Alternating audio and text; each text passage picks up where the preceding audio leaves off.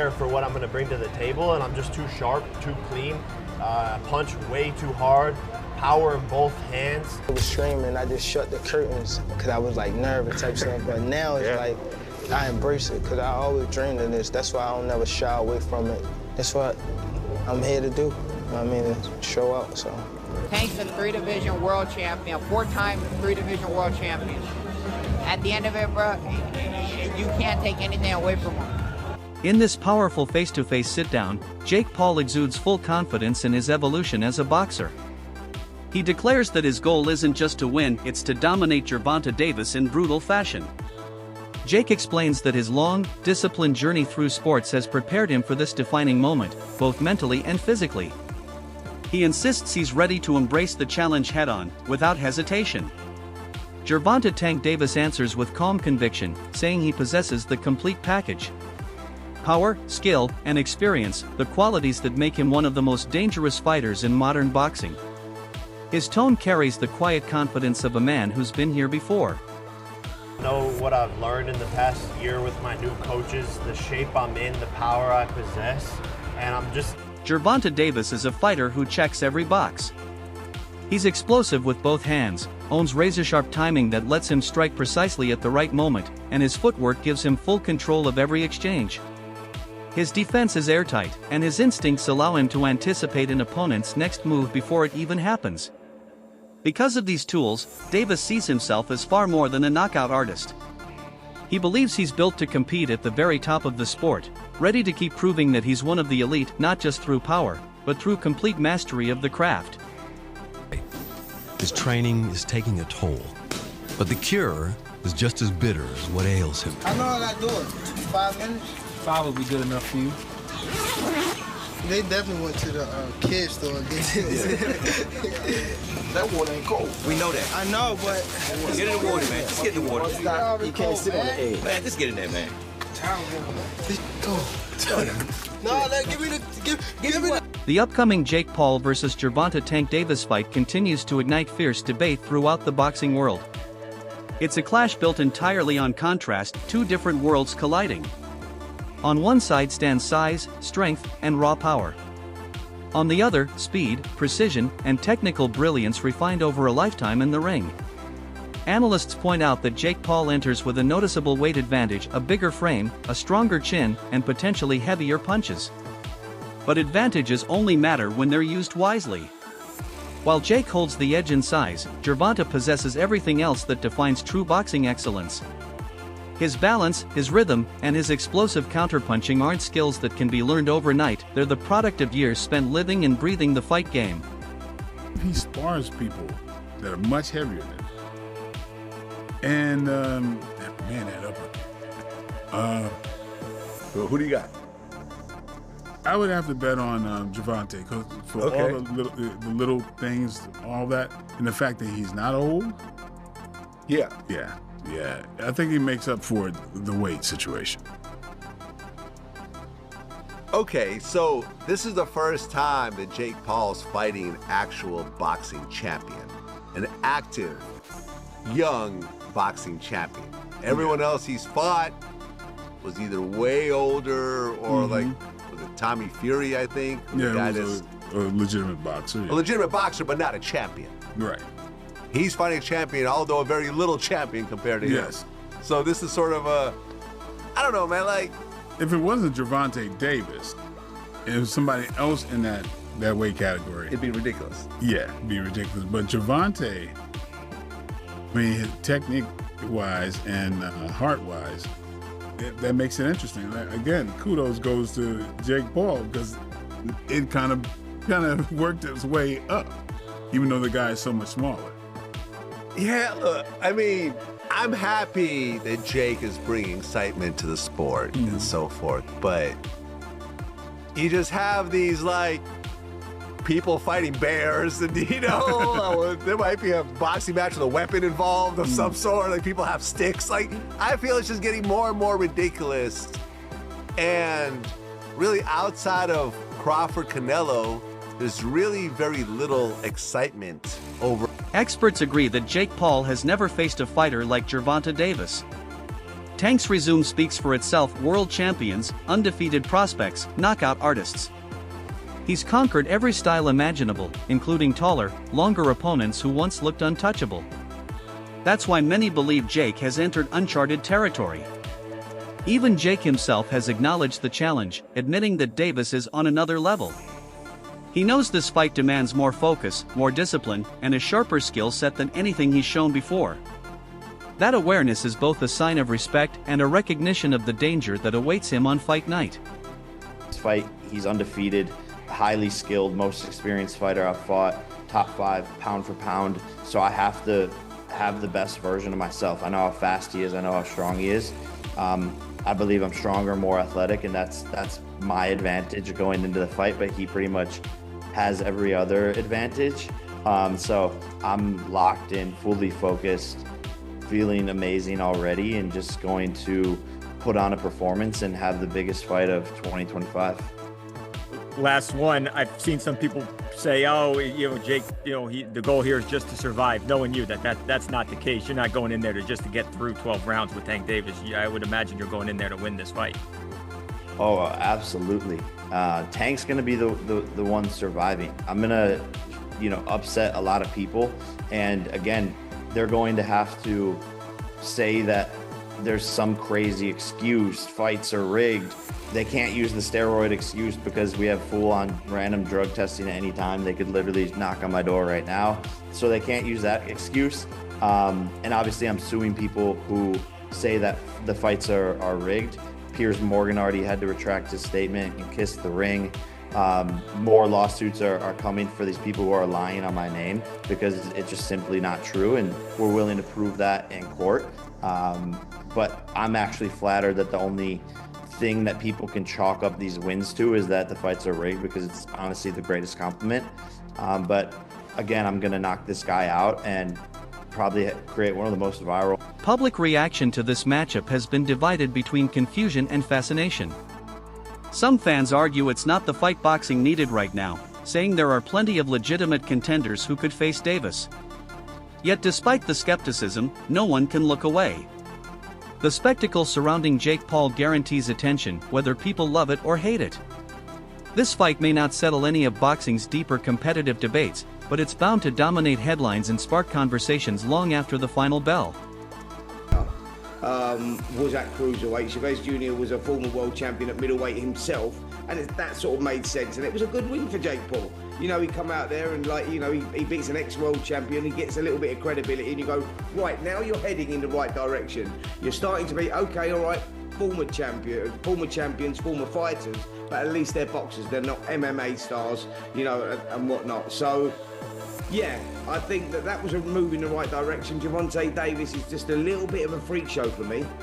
Yeah, I agree, Spence. I mean, the size difference is a bit of an annoying one as well. But also as well, I hate when they put exhibition in it, because then you think how seriously they're really going to take it. I understand it because of the money involved, but realistically, if there can be a winner, Gervonta Davis should take him out, regardless of the size, pretty easily and pretty quickly. I agree, mate.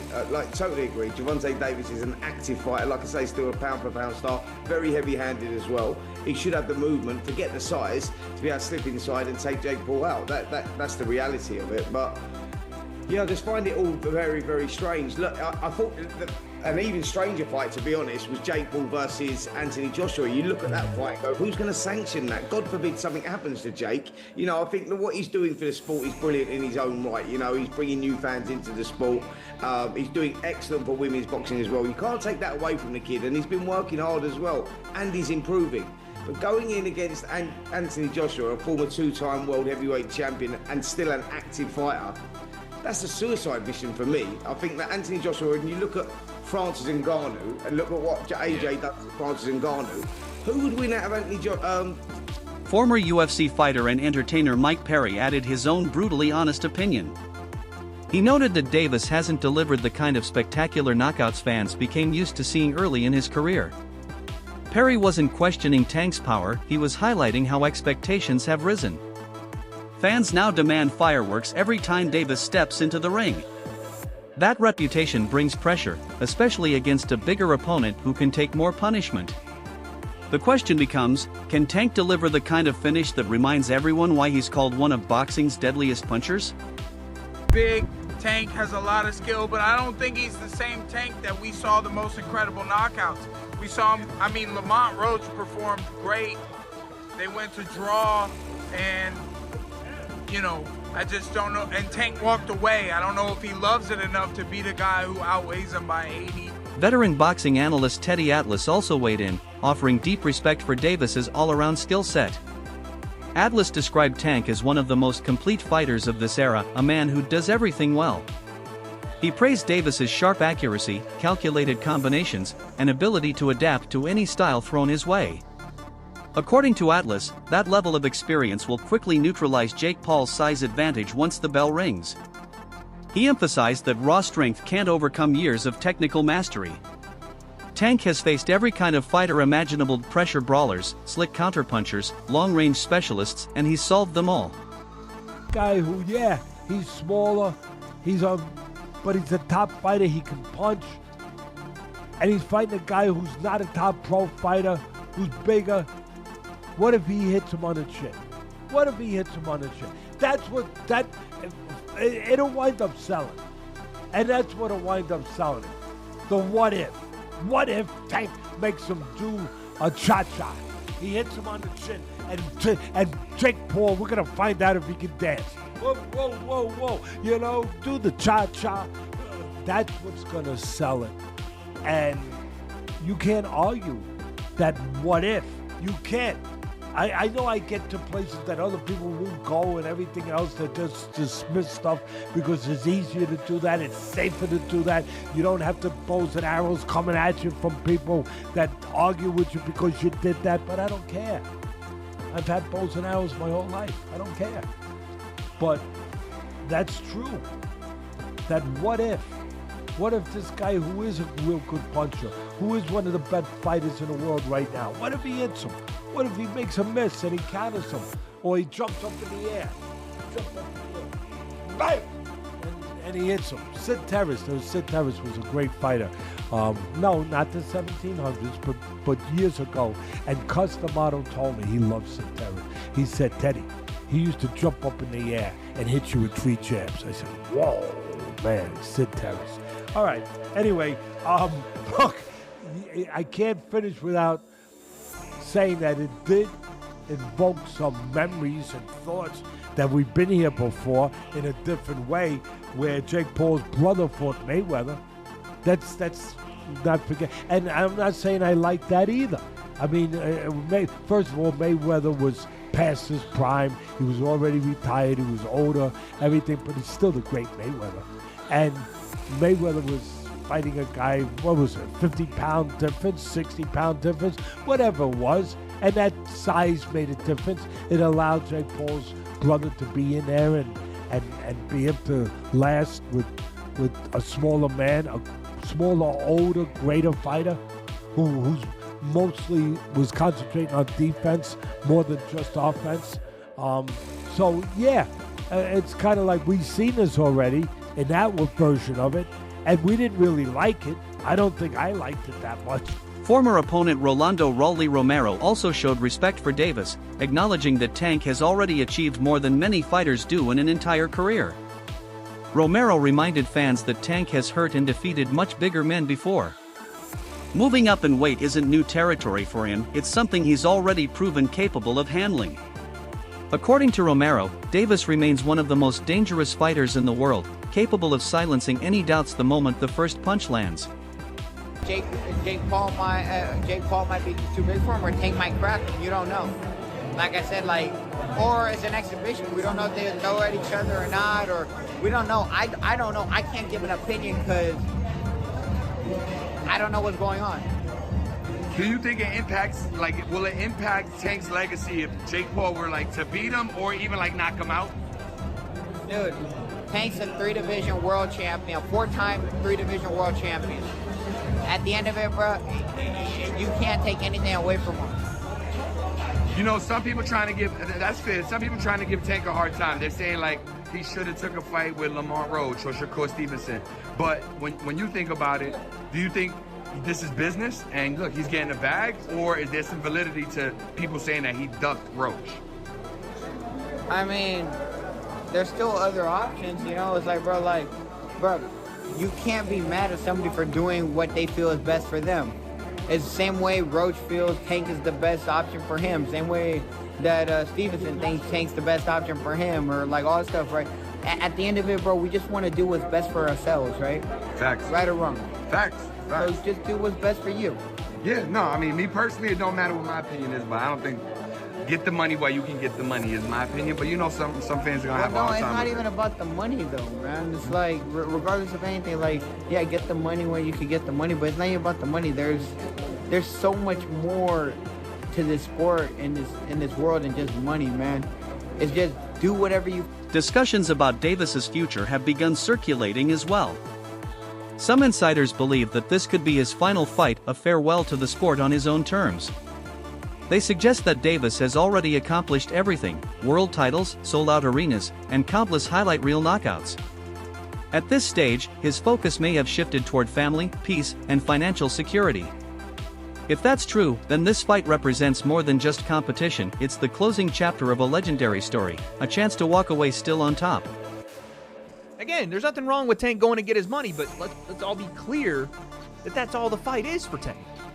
He's telling you without telling you that he's fighting Jake just because he's getting $40 million. So when we talk about boxing being dead, Tank has to line up at the front of the line. I can't blame him, but don't throw around, oh, boxing's dead and people switch sides and all of that. You chose not to be great. That's it. You chose not to be great. Stuff like that, choices like that will kill boxing. For sure. On a competitive level, it won't kill it on a business level. On a business level, until people run out of interest in these kind of matchups, it'll do well. On a competitive level, choosing not to fight the best will kill the sport. So maybe it's better if people like Tank aren't in the sport. And I don't even say that because I want that to be the case. I think Tank is ridiculously talented, but you can't want a fighter to fight more than what they want to. You can't. Tank fans or Tank people that like Tank and think he's one of the best, you can't want it for him. And then Shakur came back with, that's how I know you soft.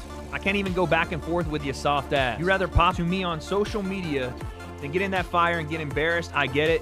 Peace and blessings upon you, cuz. He says, the people got your chest out so bad. You talking like you a killer, forgetting that you the one that runs, bitch. I'll be bring the fight to you. This dude, a made-up character. Quote, blessings upon you. Clown-ass dude, wanna be Kevin Gates. Oh my goodness. I mean, here's the thing though. You can't say that stuff about Shakur if you're not willing to fight him. This is the point I think that we're going to come to today, is that Tank can say all this stuff he wants, but if you're not willing to fight Shakur, then none of it means anything anymore. Even if you believe that Tank is going to knock him out, even if you believe that Shakur's a runner, or that he's not in the trenches, or he's not a boxer that's willing to bring the fight, or whatever, none of it matters. You're talking from the sideline because you won't fight him. What does that say about Tank? If you talk all that stuff, you... Analyst Max Kellerman echoed this idea, suggesting that Davis accepted the Jake Paul fight not just for legacy, but for a smart business decision. A fight against a global figure like Jake guarantees massive paydays, fewer obligations, and an opportunity to control his schedule without mandatory defenses or endless challengers. For Tank, this might be the perfect way to conclude a career built on relentless work and sacrifice. Every expert agrees, this fight will come down to rhythm and control. If Jake can push Tank back and trap him on the ropes, he could find moments of success. But if Tank dictates the pace early, closes the distance, and lets his speed take over, Jake Paul will be forced into panic mode, and panic is where mistakes happen. I personally think has been checked out for way longer than this last fight. I think he was checked out prior to the Roach fight. I thought this was all going to be in the works, where he was supposed to beat the 16-1 Roach and then go on to fight Jake Paul and then call it a career, because I think the people around him understood there wasn't much left in the tank for him in terms of his want or his desire to be here. He did an interview with Dan Canobio about 18 months ago where he was like, yeah, man, I just kind of want to raise my family. I don't know how much left of boxing for me. I don't want to see a therapist. I want to, I need to, but like, I don't want to take away from my fighting. But I think it's time for me to do stuff like that. So I think the writing's been on the wall for Tank for a while. So that draw was kind of just like, I was on the way out anyway. I don't need to go back in there. And I said it at the end of that fight. I'm like, there's no way we see that rematch. He was so uncomfortable in that ring with Roach. He doesn't want to feel that again. He showed that night. So I'm not surprised that fight's not happening. I'm not even surprised he's fighting. That wraps up today's video. Stay tuned for more updates, reactions, and expert takes as the countdown to Jake Paul vs. Gervonta Tank Davis continues.